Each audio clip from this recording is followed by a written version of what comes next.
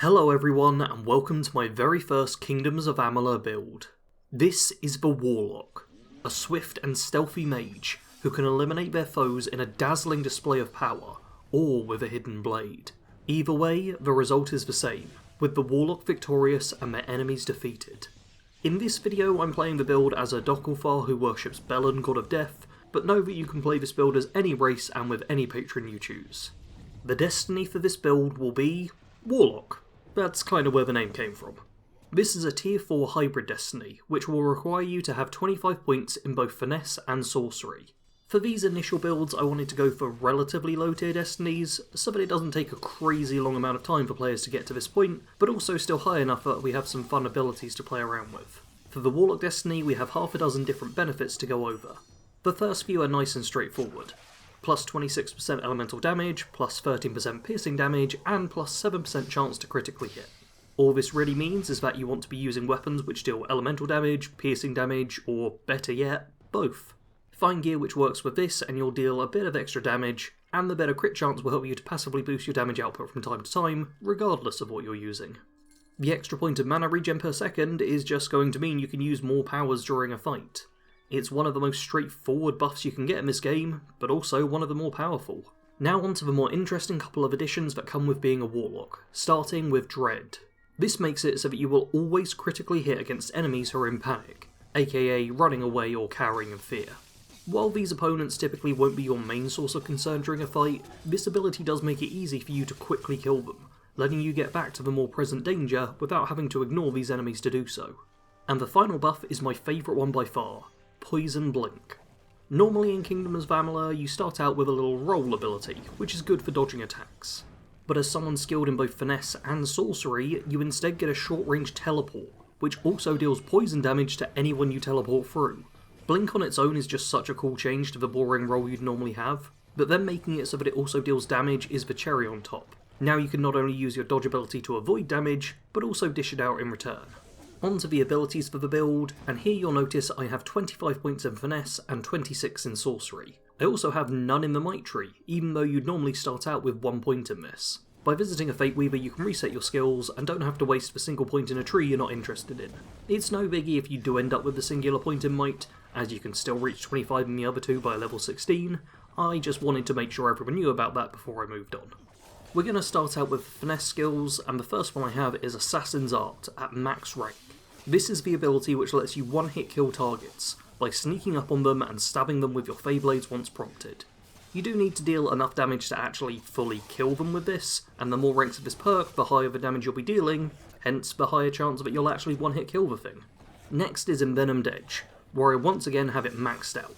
That's because this is a sustained ability, meaning you activate it once, and then it locks in as a permanent buff until you deactivate by casting it again. You do have to give up a quarter of your mana bar in order to keep this active, but by doing so your weapons will now have a 15% chance per hit to deal an additional 60 points of poison damage. Early on this amount of damage is real strong, but even later in the game when fighting enemies with beefy health bars, this extra damage can help chip away at their life force over time. I like to always have this active as it's just extra weapon damage for every fight. For the next ability I only invested a single rank. This is because Shadow Flare gets more expensive to cast the more ranks of it you get. In return you do start dealing more damage, but I find this ability is most useful for the stagger effect you get from the first activation of it, rather than the damage output. By casting it, you stagger targets in front of you, and deal a very small amount of damage to them. You can then cast it again for a reasonable level of extra damage, but I really find that the stagger is what I focus on when using this, so I decided to forego upgrading it in order to keep it nice and cheap to cast. On to the weapon skills now, starting with Feyblade Mastery, which we will master as I maxed this one out too. At rank 6, this will grant you an extra 7 base physical damage with Feyblades, and then an extra 30% damage to whatever the weapon would normally be dealing. Nice straightforward one here, this just makes Feyblades deal more damage, not really anything to discuss. One which will require a little discussion is Precise Weaponry 1. The first rank of this will unlock the Twisted Claw move with Feyblades. By holding and then releasing the attack button, you can now do a spiral dive through enemies.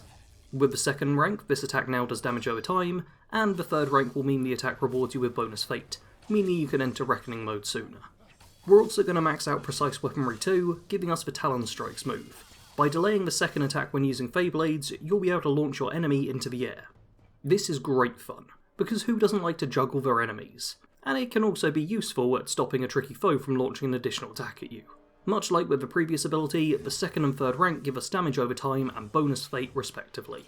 On to the sorcery skills now, starting with conservative casting. No, this isn't an ability which makes it so every character has to be played by a straight white guy.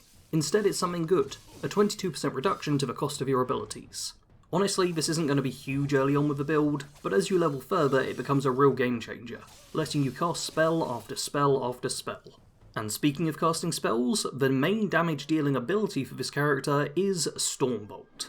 At maximum level this deals 90 points of lightning damage, has a 35% chance to stun the target it directly hits, and then also creates a bonus explosion at the point of impact, dealing an additional 18 points of shocking damage and a chance to stun anything nearby.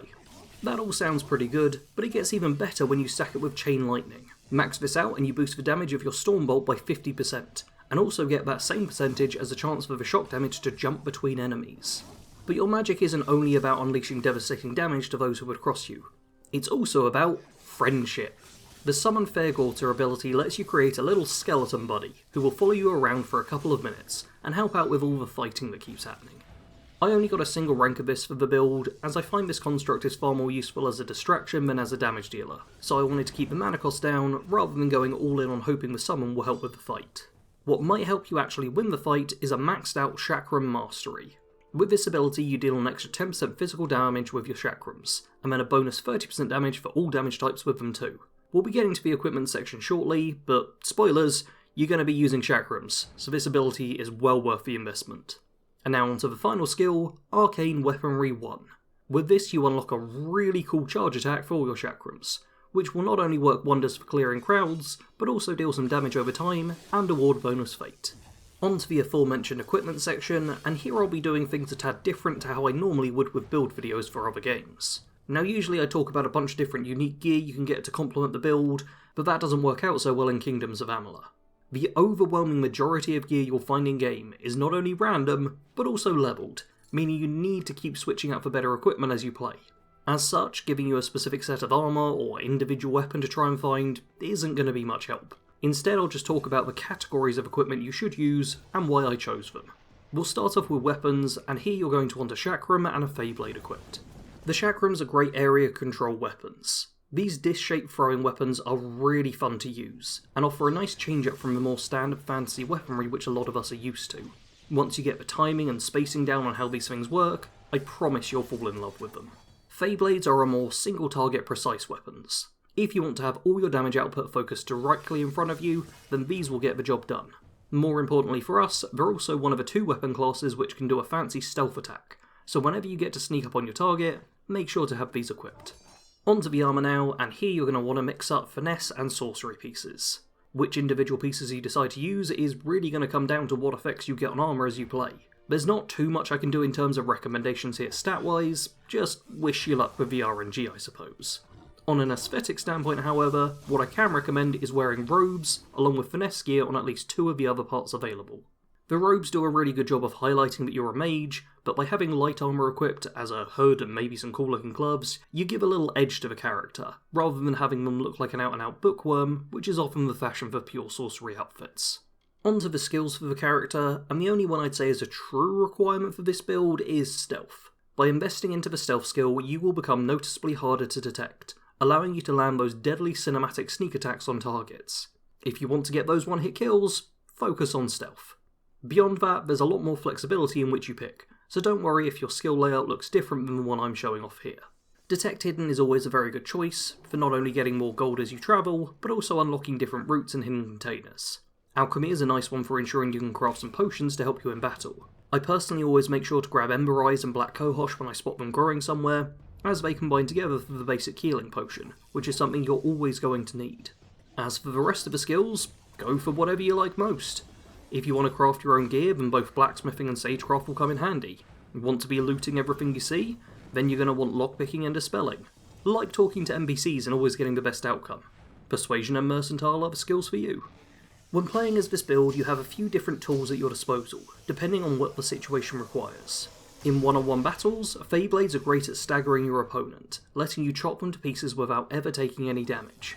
They are also your stealth weapon. If you can sneak up behind an enemy without being spotted, then you'll get the chance to deal a crazy amount of damage. When up against a horde of foes, chakrams can be ideal, as these bladed discs fly all over the place, granting your enemy no safe haven.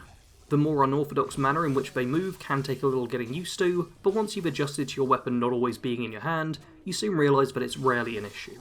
The charge move for chakrams may well be my favourite in the whole game, as you get to create a circle of death around you. When going up against a large number of melee enemies, this ability is crazy strong, but the charge up can be interrupted if you take damage, so be cautious using it when enemies are too close, or if you're facing someone with a ranged attack.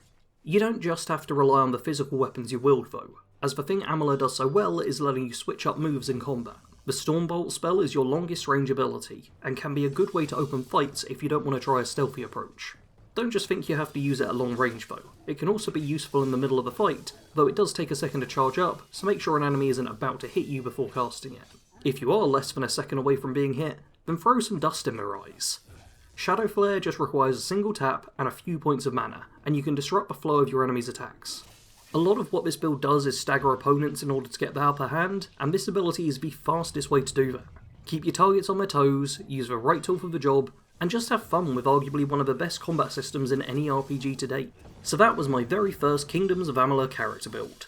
But it's not going to be my last. I have 2 more builds planned for this game, the Crusader and the Avenger, which will be releasing within the next month. Make sure to subscribe if you want to see those, give the video a like if you enjoyed, and as always, thanks for watching. Sarge out.